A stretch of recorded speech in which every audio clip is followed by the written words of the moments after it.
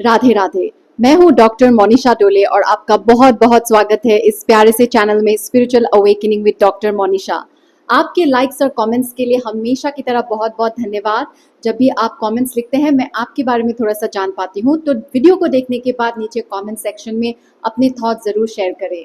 Channel को subscribe नहीं किया है अभी तक तो कर दीजिए और मुझे थोड़ा सा प्यार और बल दीजिए। अगर आपको अपनी अवेकनिंग जर्नी में काउंसलिंग और थेरेपी सेशंस की ज़रूरत है तो आप मेरे साथ सेशंस बुक करें। email me at monisha@gmail.com। चलिए दोस्तों, आज बात करते हैं अबाउट नार्सिसिज्म एंड कोडिपेंडेंसी। अगर आप नार्सिसिस्टिक अब्यूज के शिकार रहे हैं या फिर आपके साथ ऐसा हो रहा है, आपका पार्टनर नार्सिसिस्टिक पर्सनालिटी डिसऑर्डर से पीड़ित हो सकते हैं या फिर आपके परिवार में बहुत सारा नार्सिसिज्म हो सकता है जिसकी वजह से आपके अंदर भी एक नार्सिसिज्म का टेम्पलेट है और उसी नार्सिसिज्म टेम्पलेट की वजह से आप नार्सिसिस्टिक लोगों को अट्रैक्ट करते हैं अपने लाइफ में। आपके ऑफिस के लोग भी नार्सिसिस्ट हो सकते हैं जो आपको इतना ज़्यादा इमोशनली अफेक्ट करते हैं कि आपके अंदर वुंड्स बन जाते हैं। तो आइए आज समझते हैं कि नार्सिसिज्म और कोडिपेंडेंसी में क्या रिलेशन है। मैं ये बार बार बोलती हूँ अपने हर वीडियो में कि बाहर की दुनिया हमारे अंदर की दुनिया का ही एक मिरर है, एक आईना है। तो जो भी व्यक्ति, जो भी लोग आपके जीवन में आते हैं और वो आपको हर्ट करते हैं, आपको बहुत बुरी तरह से इमोशनली घायल कर सकते हैं, वो आपका ही एक सोल मिरर है।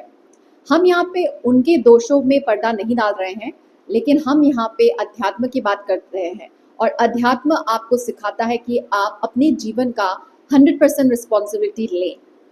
दूसरे लोग जो करते हैं ये उनका कर्मा है, लेकिन आप जो अपने लाइफ में करते हैं, आप जो अपने जीवन में करते हैं, ये आपका खुद का कर्मा है। तो अगर कोई इंसान आपको हर्ट कर रहा है तो वो भी आपके चॉइस से ही हो रहा है। आप हर्ट हो रहे हैं, इट इज़ ए चॉइस।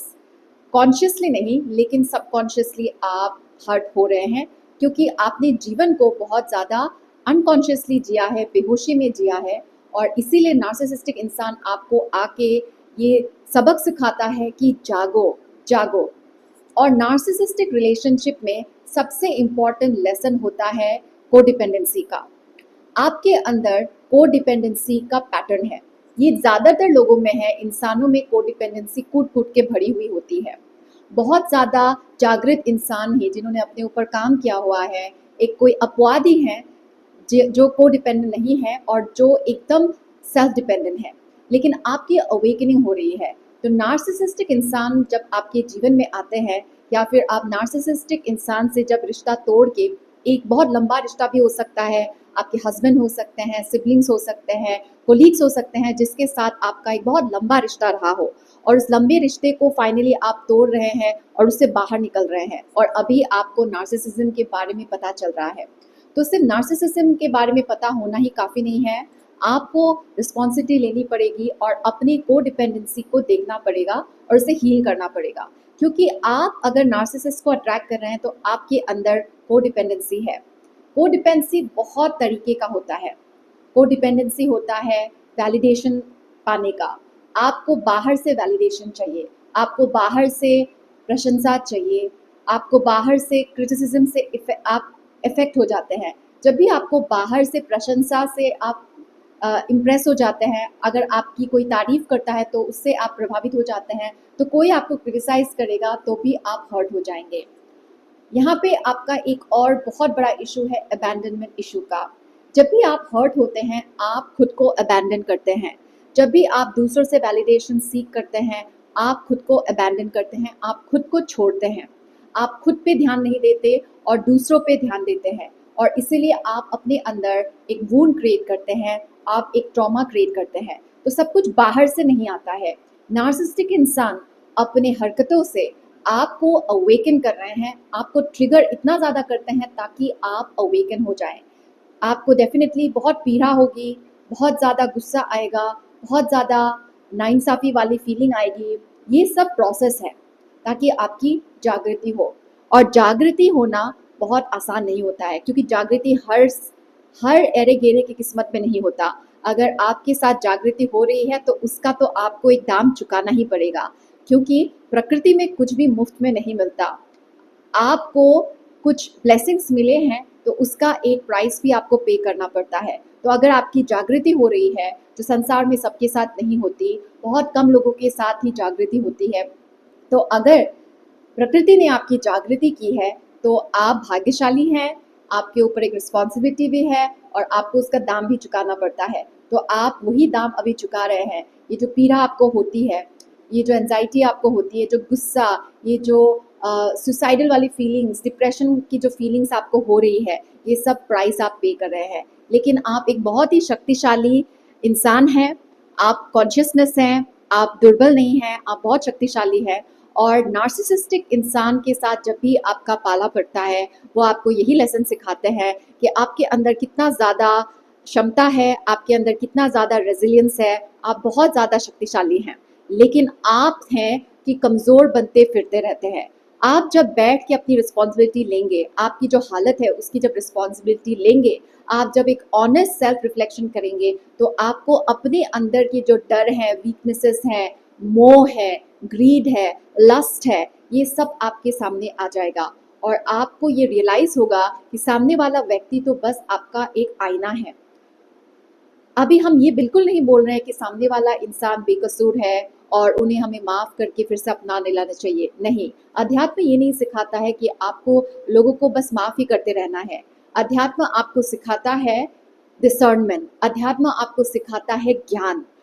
ज्ञान के बिना प्रेम प्रेम नहीं होता, प्रेम अंधा प्रेम हो जाता है और जो भी चीज़ अंधा होता है वो आपको प्रकाश की तरफ तो लेके जा ही नहीं सकता। तो जिस प्रेम में ज्ञान नहीं है वो प्रेम अधूरा है और वो प्रेम नहीं रहता, वो एक बंधन बन जाता है, वो एक टॉक्सिसिटी बन जाता है, वो एक टॉक्सिक रिलेशनशिप बन जाता है। तो आप जिस जैसे भी रिश्ते में हैं, परिवार के साथ हो, पार्टनर के साथ हो, कोलीग्स के साथ हो, अगर आपका माफ़ करने वाला जो आपका नेचर है उसकी वजह से आप बार बार एक ही वुंड को मैनिफेस्ट कर रहे हैं, आपको बार बार कोई हर्ट कर रहा है, तो उसे आप माफ़ ज़रूर करें, लेकिन आपको बाउंड्रीज भी सेट करनी पड़ेंगी और आपको कोडिपेंडेंसी को हील करना पड़ेगा। आपको अपने आप में ही संपूर्णता को ढूंढनी पड़ेगी, आपको अपने आप को हील करना पड़ेगा। अभी बहुत लोग मुझसे पूछते हैं कि इसको हील कैसे करें, इसको रिलीज़ कैसे करें। इसका कोई मैजिक ट्रिक तो है नहीं और ऐसा भी नहीं कि एक ही स्टेप है। इसलिए मैं बोलती हूँ आप किसी मेंटर या हीलर के साथ काम करें जिन्हें आप भरोसा कर पाएँ, तब वो आपके लिए जो सही स्टेप है वही आपको बताएंगे। बहुत सारे मंत्रास हैं जो आपके लिए काम आ सकते हैं, बहुत सारे एक्सरसाइजेस हैं जो आपके काम आ सकते हैं। तो सेल्फ लव कोई 1 2 3 वाला स्टेप तो है नहीं, step 1 step 2 step 3 and you are done. Self love एक क्रिया है, एक प्रैक्टिस है, ये लाइफ टाइम का क्रिया है और आपको अपना टेक्निक्स भी बदलते रहना पड़ेगा। कोई एक टेक्निक नहीं है जो आपके हर प्रॉब्लम का सोल्यूशन हो। आपके सोल की, आपके कॉन्शियसनेस की जागृति के लिए अलग अलग क्रियाओं का एक रोल होगा अलग अलग फेज ऑफ लाइफ के लिए। इसलिए अगर आपको लगता है कि आप लॉस्ट फील कर रहे हैं और आपको समझ नहीं आ रहा है कि अपनी हीलिंग कैसे करें, खुद से प्यार कैसे करें, तो मैंने बहुत सारे वीडियोस बनाए हैं हीलिंग पे, वो आप ज़रूर देखिए, प्लेलिस्ट को चेक कीजिएगा। और अगर आपको पर्सनल असिस्टेंस की ज़रूरत है तो आप मेरे साथ कोचिंग ले लीजिए, मंथली कोचिंग प्रोग्राम ले सकते हैं या फिर आप एक सिंगल सेशन भी ले सकते हैं ताकि आपको थोड़ा सा गाइडेंस मिले। तो कोडिपेंडेंसी क्या होता है? कोडिपेंडेंसी होता है जब भी हम बाहर से अटैच होते हैं, हम प्यार को फील करने के लिए किसी व्यक्ति विशेष से अटैच होते हैं। वो हमारे माँ बाप भी हो सकते हैं, भाई बहन भी हो सकते हैं, दोस्त भी हो सकते हैं, लवर भी हो सकता है, बच्चे भी हो सकते हैं, है ना, या फिर क्लाइंट्स हो सकते हैं, ऑडियंस हो सकते हैं। हमें लगता है कि अगर हमें सामने वाला इंसान हमें जब एक्सेप्ट करेगा तभी मैं लवेबल हूँ, तभी मैं अपने आप को एक्सेप्ट करूँगी। तो ये कोडिपेंडेंसी है। सामने वाला इंसान जब मेरी वाहवाही करेगा तभी मुझे अपने आप पे भरोसा होगा। जब सामने वाला इंसान मुझे वैलिडेट करेगा, सामने वाला इंसान मेरे लिए कुछ करेगा, तभी मुझे अपना वैल्यू पता चलेगा। जब मुझे प्रूफ मिलेगा तभी मैं अपने आप को वैलिडेट कर पाऊंगी, तभी मैं अपना वैल्यू समझ पाऊंगी। ये आपका कोडिपेंडेंसी का मैनिफेस्टेशन है, ये कोडिपेंडेंसी है। अध्यात्म आपको सिखाता है कि आपको कुछ भी प्रूव करने की कोई ज़रूरत नहीं है। आप कर्म पे ध्यान दीजिए, आप सिर्फ अपना कर्म कीजिए। अगर आप किसी से प्रेम करते हैं तो बस प्रेम कीजिए और छोड़ दीजिए। आप किसी से चिपक मत जाइए, किसी के प्रेम के लिए भीख मत मांगिए, किसी के साथ होने के लिए भीख मत मांगिए, किसी के एक्सेप्टेंस का भीख मत मांगिए। भीख नहीं मांग रहे हैं तो आप वेट कर रहे हैं, या तो आप अपने जीवन में किसी साथी का वेट कर रहे हैं कि अगर आपके जीवन में कोई साथी हो तभी आपको अपना कंप्लीटनेस फील होगा, होलनेस फील होगा। तो ये कोडिपेंडेंसी है और इसे आपको रिलीज करना है, इसे आपको ड्रॉप करना है। आपको ड्रॉप करना ही पड़ेगा क्योंकि आपकी अवेकनिंग हो रही है और आप अपने आप को डिस्ट्रैक्ट कर सकते हैं, लेकिन आप कहाँ जाएंगे? आपके जीवन का पाथ ही ये है कि आप अपने आप को हील करें, आप अपनी कोडिपेंडेंसी को हील करें। संसार में ज़्यादातर लोग कोडिपेंडेंट रिश्तों में ही हैं, तो उनसे अपने आप को कंपेयर मत कीजिए क्योंकि वो दिखते खुश है लेकिन खुश नहीं है। अगर उनको लगता भी है कि वो खुश है तो अंदर से बहुत कमज़ोर है दोस्तों, क्योंकि कोडिपेंडेंसी बहुत तरीक़ों से मैनिफेस्ट होती है। वो बीमारियों में मैनिफेस्ट होती है, वो मेंटल हेल्थ इशू में मैनिफेस्ट होती है, उन्होंने बच्चे पैदा किए तो उनके बच्चों में वो जाता है। तो कोडिपेंडेंसी को हील करना सबका कर्तव्य है। हम जीवन में आए ही हैं अपनी कोडिपेंडेंसी को हील करने के लिए।